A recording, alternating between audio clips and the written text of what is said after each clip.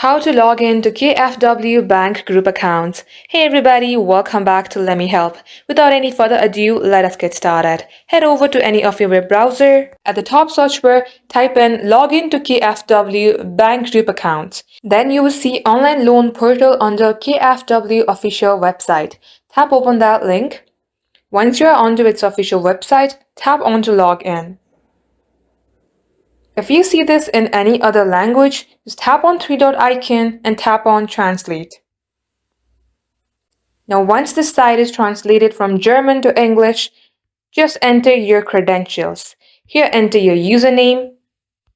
At the second box, add your PIN code. And once you do so, go ahead and tap on to register.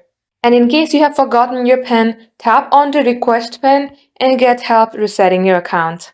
Thank you for watching the video till the very end. If it had helped you in any ways, then do like and subscribe, and we will get back to you soon.